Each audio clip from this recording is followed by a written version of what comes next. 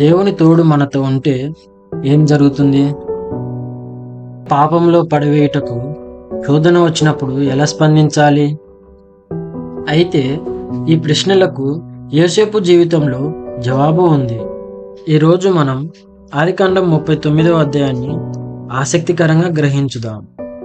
ఒకప్పుడు తన తండ్రి అయిన యాకోబు ఇంట్లో ప్రియమైన కుమారుడిగా పెరిగిన యోసేపు ఇప్పుడు తన సొంత అన్నదమ్ముల చేతిలో ఇస్మాయేలీయులకు దాసుడిగా అమ్మబడ్డాడు. ఇస్మాయేలీయులు యోసేపును ఐగుప్తునకు తీసుకువెళ్లారు. యోసేపును ఐగుప్తునకు తీసుకొని వచ్చినప్పుడు ఐగుప్తు రాజైన ఫరో యొక్క సేనాధిపతి అయిన పోతిఫరు ఇస్మాయేలీయుల యొద్ద నుండి అతన్ని కొన్నాడు. అయితే యెహోవా యోసేపుకు తోడుగా ఉన్నాడు. అందుకే తన యజమానుడైన పోతిఫర్ ఇంట్లో యోసేపు నమ్మకస్తునిగా అంతకంతకు వర్ధిల్లుతున్నాడు. పోతిఫరు యోసేపు చేసినదంతయు చూస్తున్నాడు. యెహోవా యోసేపునకు తోడుగా ఉన్నాడని, అతడు చేసినదంతయు సఫలమవుతుందని పోతిఫర్ గమనించి పోతిఫర్కు కలిగిన సంపద అంతటి మీద అధికారిగా నియమించాడు. అప్పుడు యోసేపును బట్టి పోతిఫర్కు కలిగిన పొలమును, ఇంటిని, తనకు కలిగిన సమస్తమును యెహోవా ఆశీర్వదించాడు. సమస్తమును యోసేపుకు అప్పగించి పోతిఫరు ఏ చింత లేకుండా విలాసవంతంగా తన జీవితాన్ని గడిపాడు. అయితే యోసేపు తన జీవితంలో ఒక పరీక్షను ఎదుర్కొన్నాడు. యోసేపు చాలా సౌందర్యవంతుడు మరియు అతడు యెహోవాను ప్రేమిస్తూ ఆయన యందు భయభక్తులు కలిగి ఉండేవాడు. ఒకరోజు యోసేపు యజమానుడైన పోతిఫర్ భార్య యోసేపు మీద కన్ను వేసి తనతో శయనించమని అడిగింది.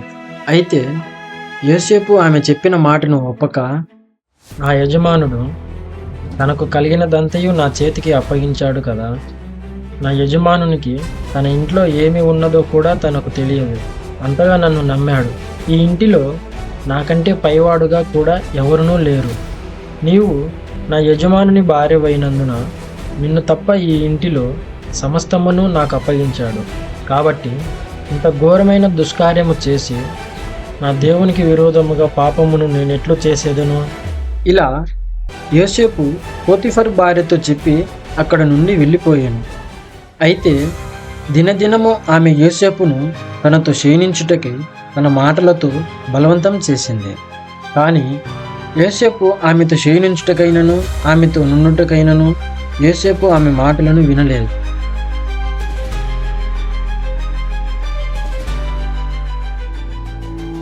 ఒకరోజు యోసేపు పని మీద ఇంటి లోపలికి వెళ్ళాడు. ఆ సమయంలో అప్పుడు పోతిఫర్ భార్య అతని వస్త్రమును పట్టుకొని తనతో శయనింపుమని కోరినప్పుడు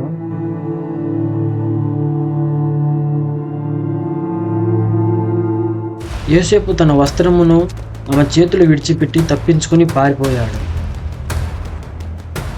అప్పుడు ఆమె తన ఇంటి మనుషులందరినీ పిలిచి, చూడుడి, ఈ యోసేపు నాతో శయనించుటకు వచ్చాడు. వీడు నా యొద్దకు వచ్చినప్పుడు నేను పెద్ద కేక వేశాను.